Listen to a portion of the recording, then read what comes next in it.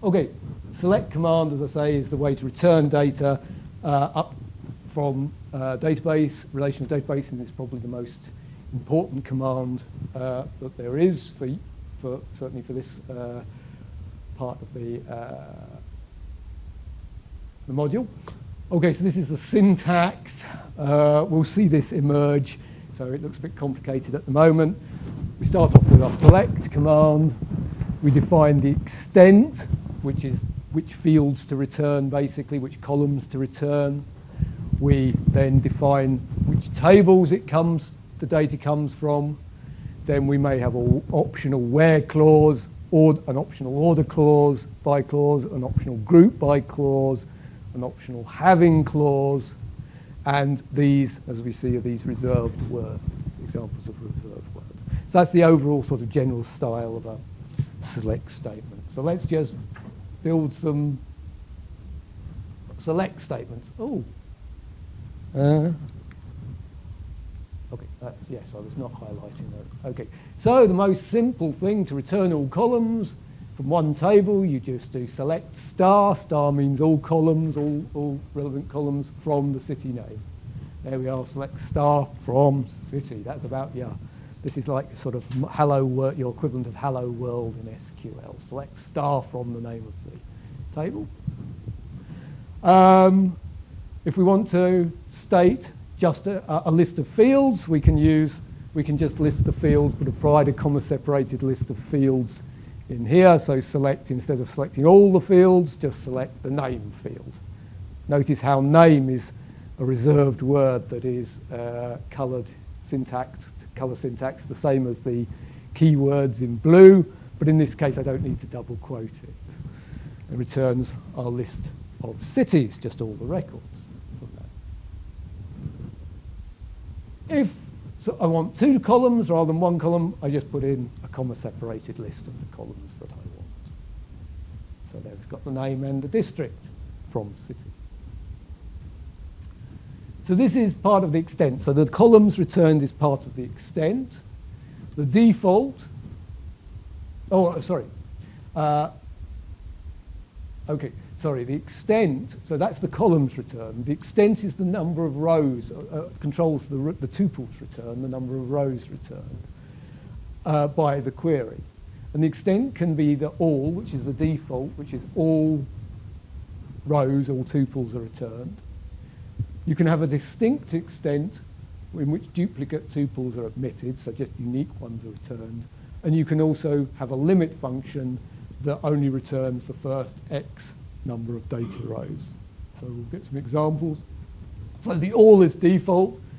Here, select country code from city, and we get 4,079 rows. For each city, there's a country code which defines. These are the ISO country codes, by the way, if you're wondering what these are. So AFG is the international standard for Afghanistan.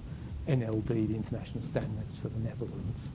So we've got 4,079 cities, each of which has a color code. And as you can see, if we return all, we get one for each of the cities in each country. That's not necessarily what we want. If we want only unique values, we use the distinct keyword, select distinct country code from city. And as you can see, we only return 232 rows, which is the number of countries. And we get a unique list, a list of unique values. Very handy distinct. Limit. This is one of the examples where SQL standard and Postgres differ. The SQL standard, I believe, is top rather than limit, but you'd have to check that. Postgres uses limit. So if we only want the top 5 records, return the first 5, we can put a limit statement at the end to say limit 5, return 5 records. If you've got a very large database, just you want to see what data is there, it's a good idea to stick a limit statement on. It'll speed things up a great deal. So that's your basics of your initial select statement. You've got your columns returned, and also you've got the extent range on your rows. So the next clause, or the first optional clause, is the where clause. And the where clause is how you define how to restrict the tuples returned by some kind of criteria. And you can use a variety of comparative operators. Probably not a good idea to have that minus sign as a bullet there, but so equals, greater than, less than, greater than or equals to. This is not equals to. There is also another not equals, which is an exclamation mark followed by an equals, is also an alternative way of doing not equals. And then we've got logical operators that we can put into our various logical operators that can go into our where clause, and, or, and not. And and or will combine various different where clauses, components of the where clause. We've got things like between functions, like functions, is null functions. We'll see some of these. So simple thing, equals. So we want the name and the district from the city field where the district is equal to Scotland. And we just get the 4 rows where the district equals to Scotland. If we want everywhere that isn't Scotland, we can use the not equals to. We could also use the pling equals. Pling is another word for exclamation mark. Pling. Ping, pling. I can never remember if it's ping or pling. Anyway, so that's everywhere, every district, every city in every district except where the district is Scotland. If we want to find things, we can use the like function to do a sort of substring or partial match on a string field.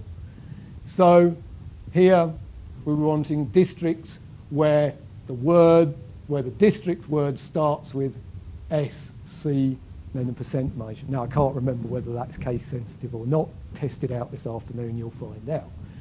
So this returns all districts that start with the letters SC and then have anything else after that. This is what's called a wildcard, and in Postgres you use the percent sign. Other databases will use the star card for the wild. It's not unusual to use star. And I believe when you're using shapefiles in ArcGIS, it's a star, but if you're accessing a file database in ArcGIS, it's a percent sign. So bear in mind that different every product, some of them use percent, some of them use stars.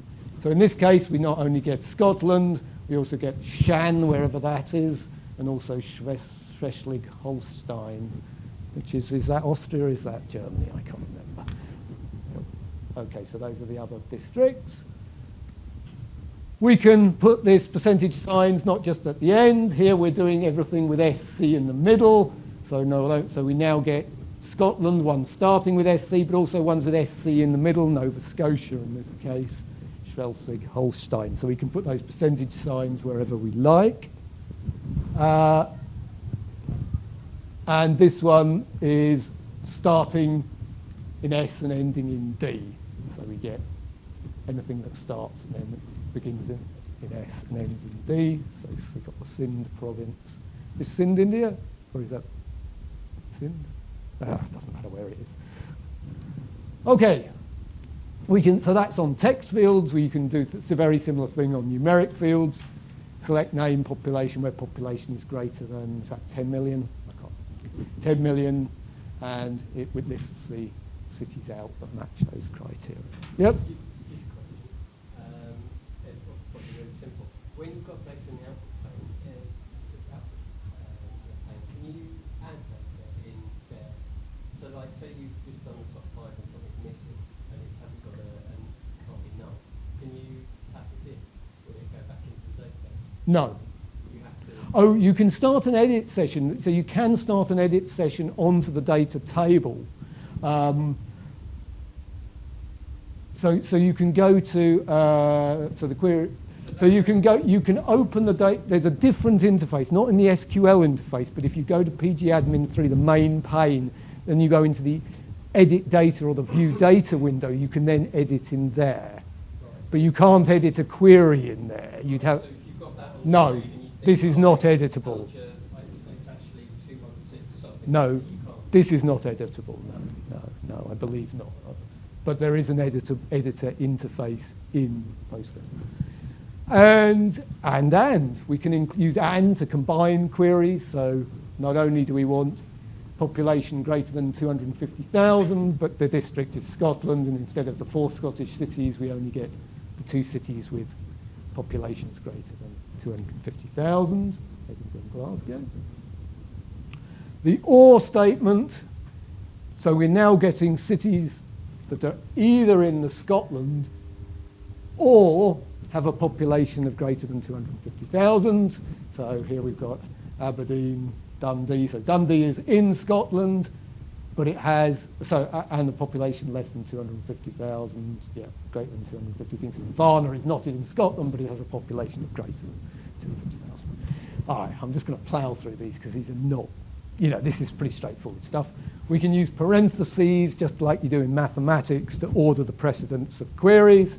So in this case, we want the district is either England or in Scotland, so we'd return England and Scotland, and the population is 250,000. So Scottish and English cities with a population of 250,000. Okay, so we can use parentheses to order set the order at which the various where things are implemented clauses. Notice that I tend to put the first where clause on that line, and then I put my ors and my ands, so we get a nice list of commands, makes it easier to read. Not negates a command, an SQL, the not word. So this is a double negative query, which is a silly way to write a query, but there are many ways of getting to the same place, some of which are efficient and some of which aren't efficient. This is not an efficient way. So our query, there's the alternative not equals to. So district isn't equal to Scotland.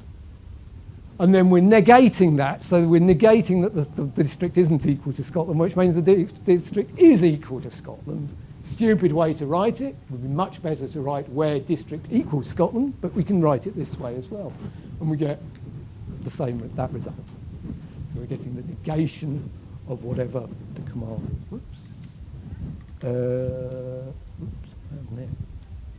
Parentheses, not null values. Okay, here's a null value. I've just lifted out the life expectancy, name and life expectancy field from country, and we see we've got a no, there is no value. We don't know what the life expectancy in Svalbard and Jan Mayen Island is. For some reason, we've got no data for that. So we want to know how many fields, which fields entries have no data, are null values in that field. We can do a is null. We can use the is null condition here. So where life expectancy is null, and we can see that we've got 17 rows where we've got no life expectancy data. And we can see they're all for rather small islands, most of which are probably dependencies of other countries. And therefore maybe those figures are wrapped up in the countries themselves. But if you're doing some kind of analysis on life expectancy, you're going to need to think about these data sets. Do these matter? Do I care about these or not? What am I going to do about these null values? And if we want to know, to return just values without null values, we can use is not null. So we get so if we want all the rows with figures in, as opposed to not having null values in, we use is not null. 222 rows.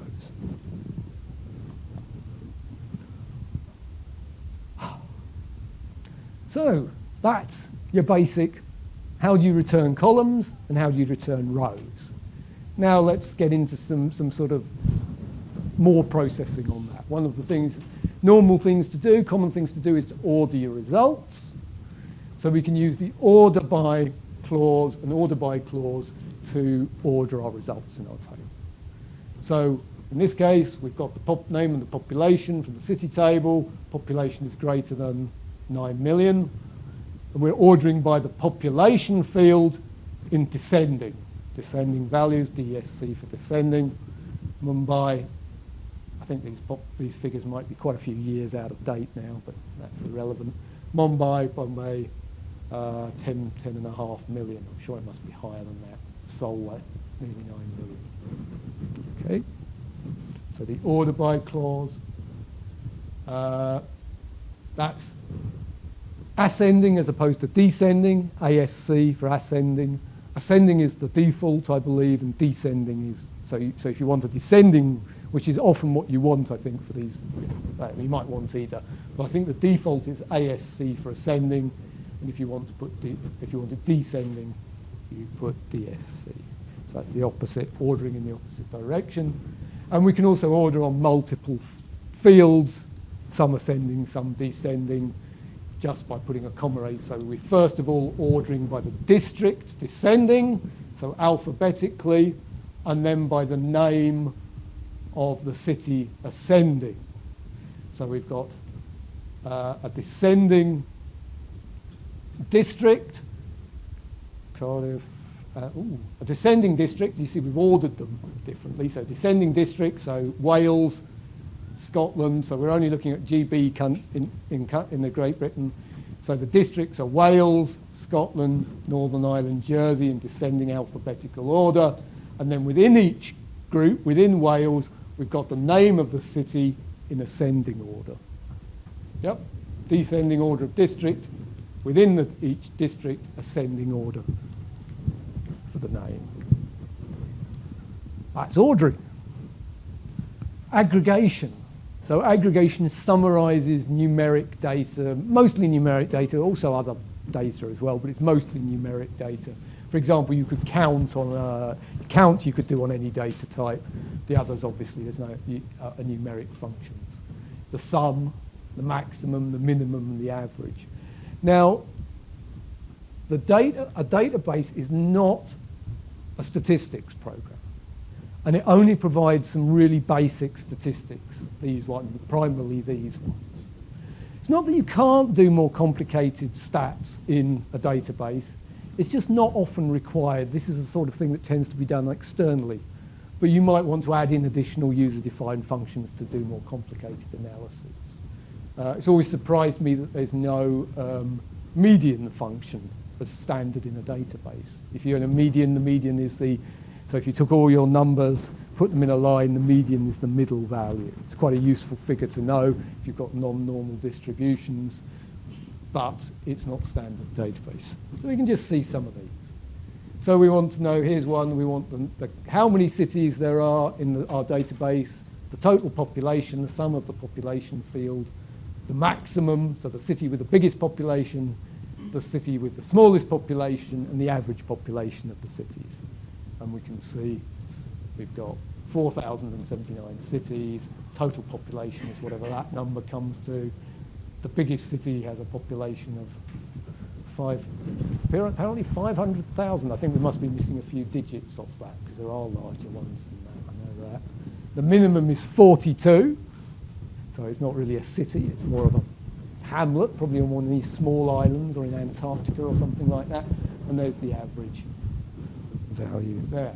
So that's aggregation. Simply takes all the values, in this case, in the table and calculates some kind of basic statistics on them. If you run some calculation, do you need to put distinct on as well? No. Well, depends whether you want to count distinct records or not. Well,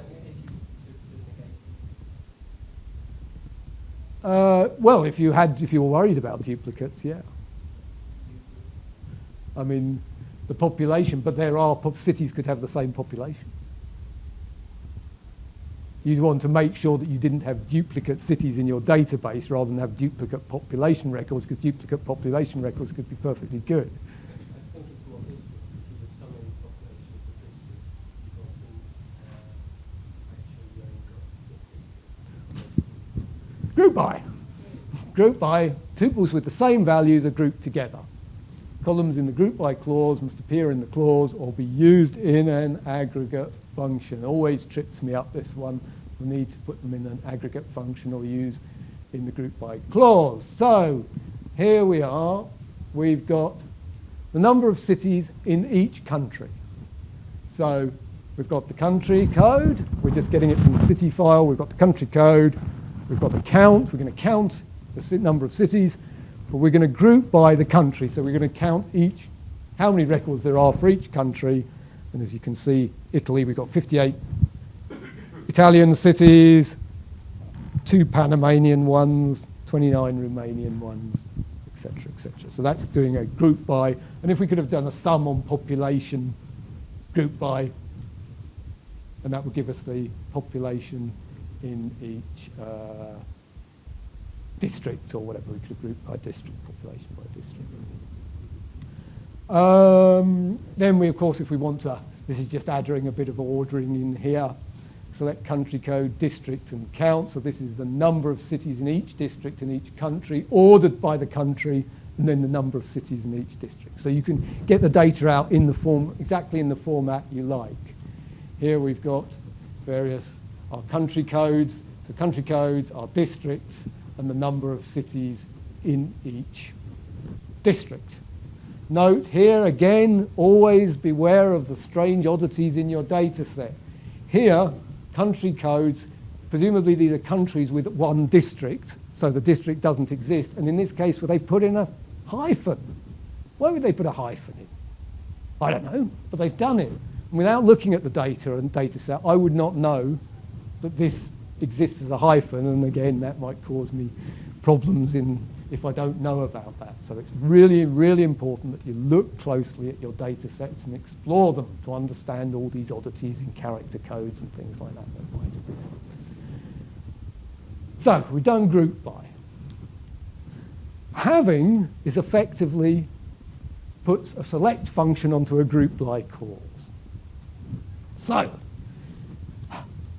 country, district, count, same query as we had before. From city, group by country code, district, having count. So we're only returning in this case where we've got more than 40 cities. So here's an example of a having clause. So we've grouped by the country and the district, and we only want to return countries and districts in countries which have more than 40 cities. So this having clause acts on the group by function. Okay, so it restricts the number returned from the list on the basis of this criteria. People looking a bit uncertain? Oh, that's just as is an alias. So this is rather than having this returned as count city or something like that, n I've just used as the name of the column. Sorry, this as is what's called an alias, and it's renaming a column. So in this case, instead of returning count as the name of the field, I've returned it as n, the number. Yeah, well spotted. Okay. No, because your where acts on your select clause, having is a restrict on your group by clause. Okay, so it doesn't run by, let's run it by the order. No, they have to be in these orders. So I think the having clause has to follow the group by clause. To be honest, I don't know whether you could put your order, I don't think you could put your order before your group by. I think you'd have to experiment to see how they work, which ones you could reorder and which ones you can't in any. But this is the standard way of writing these things, and the way it's, and I suspect it will probably only work in these orders, give you the correct result. So a having is effectively select subsets the results of a group by clause. Sorry, you know you said you could force the order if it runs the brackets. Yes, order. Well. You did the where instead of having, just because you did, Well, you couldn't put it. the group by in brackets. No. Note also that in this case I can use the alias n to do my order by clause. I could also do count order by count star in there, and I'll get the same results. Okay. Sometimes you can use aliases in other parts of the query. Sometimes you can't. It's another one of these things that seems to be. Can you use it instead of having? Sorry, where? You know, so you've got, you said order by n description. Descending. Just above, you've got count again. Oh, I think I tried n in there and it didn't work. if I remember yesterday. Yesterday when I was doing it, or the day before, I think I put n in there and it didn't work, and I had to put count in there. So sometimes you can use the aliases and sometimes you can't. Okay, joins. Now we really need to move on, and we might have to just take a few minutes at the beginning of the practical session to just finish off. Joins connects data in different tables through shared field values. There are four types of join: inner, left, right, and outer. The inner one is the one you use most commonly. It does matching values in both A and B, returns just where there's matching in A and B. Left returns all of the rows in the first table, but only matching rows in the second table. Right does the opposite. It only does the matching rows in A and all rows from B. And the outer returns all rows from both A and B. So SQL, we can use, so SQL joins, one can look at them as a set of Venn diagrams between two tables, A and B. This diagram shows all possible combinations between A and B, and basically gives you the SQL syntax, the joining syntax to undertake those various queries. So an inner join is this one in the middle. This is the most common. So you've got records both in A and in B. This is a left join here. Oh, sorry. This is a left join here, normal left join here, where you've got all ones in A and just the matching ones from B. Have a look at that slide. That will give you, some of them require, as you can see, additional to do something like that. If you want things that are in A and things that are only in A and things that are only in B, then you have to do a full outer join where with a additional conditional where clauses on the primary keys in the two tables. Inner join, so the syntax of an inner join, there are two ways we can do an inner join. This is old school. This is easy to understand inner join syntax. So we've got city returning the city name as the city with the name city, the country name as country, the consonant as continent. So we're getting the first row comes from city, the other two come from the country tables. From city, comma country, the two tables we're getting the data from, and we can just do this simply with a where clause, where the country code in the city matches the code in the country table, and that's 3-letter codes for each country. So that will give us an inner join, just an equals, using an equals in a where clause. But this is sort of the more official syntax for doing the same thing. So in this case, it's returning the same fields, but the join is stated as a join using the join syntax or clause in the from statement. So we say from the city, we're doing an inner join between the city table or city relation and the country relation, and we're using on city country code equals country.code. So this does the same as just doing the where equals, but this is what I would say is the more correct way of writing that query, although they both return exactly the same data. So from city, that's your left, that's your right table, and that's the join fields that you're going to join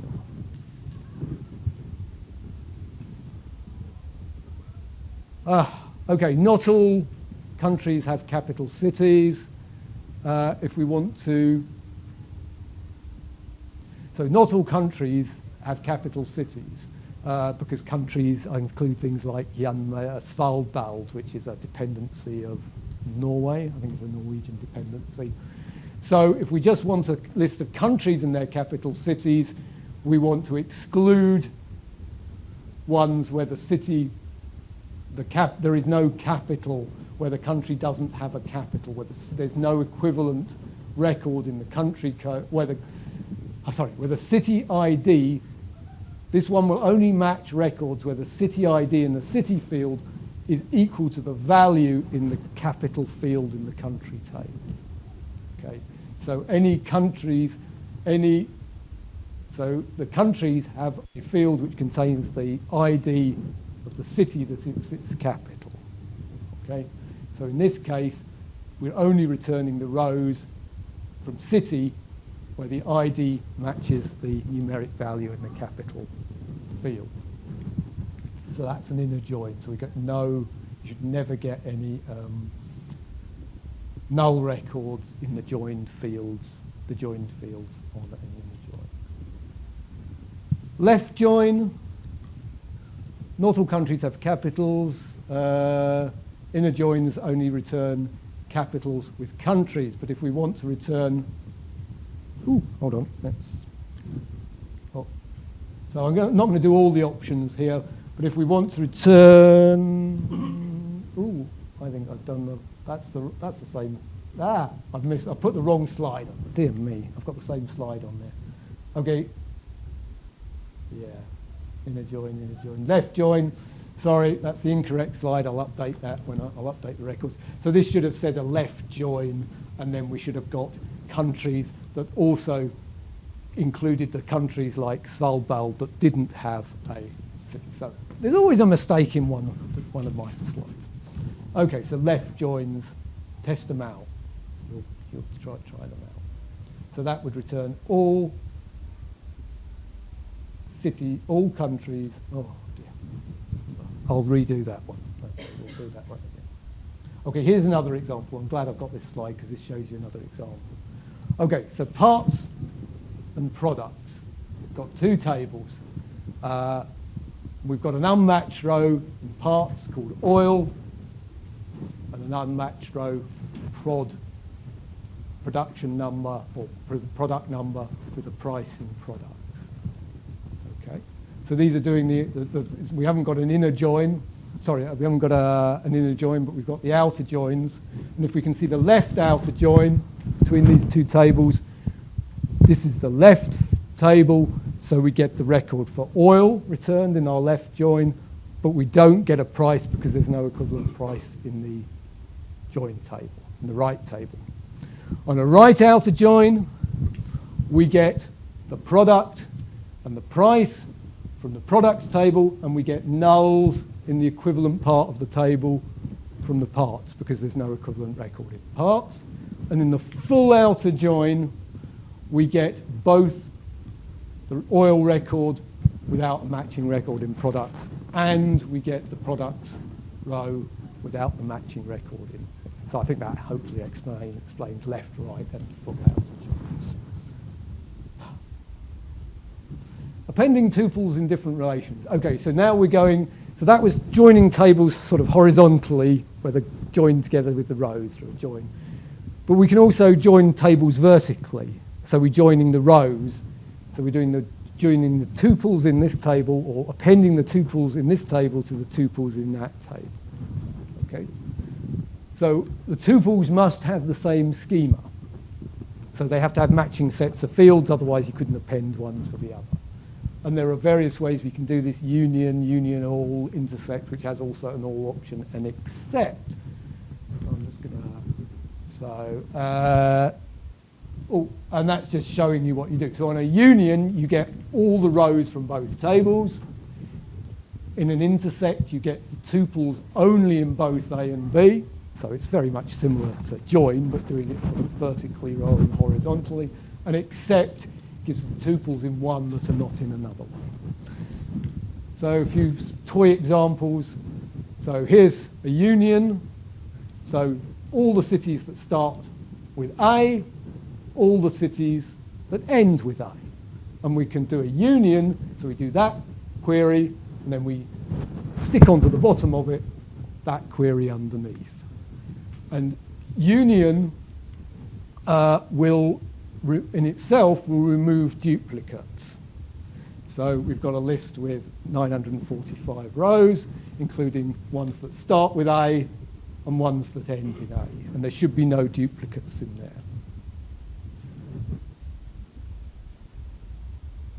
Union all does not remove duplicates. So in this case, we have got all the cities starting with A and all the cities ending with A. So cities that start with A and end in A should be represented twice, because you got them once in the first statement starting with A, and then you've got them at N again with the second statement ending with N. You plonk them two together and you get two, so you've got duplicates in this case. Of course, this is not a sensible way to do that query. You would really do it select name from city where name like A percent or name like %A. That would be a more sensible way of writing that query, but this is just an example to show you how it works. Intersect gives us the names of cities that start and end in A. So in this case, we've got the cities that start with A, the cities that end in A, and we just want the ones that meet both those criteria. So all these start with A and end in A. Except names that start with A but do not end with A. Okay, so we get the names that start with A, the names that end with A, and we want to remove except the ones that end in A from the ones that start with A. So we've now got a list of fields of cities that start with A but don't end with A. Function. Okay, I think we better stop there because other people come in. So I'll just run, so 10 minutes at the beginning of the practical, we'll finish off the lecture.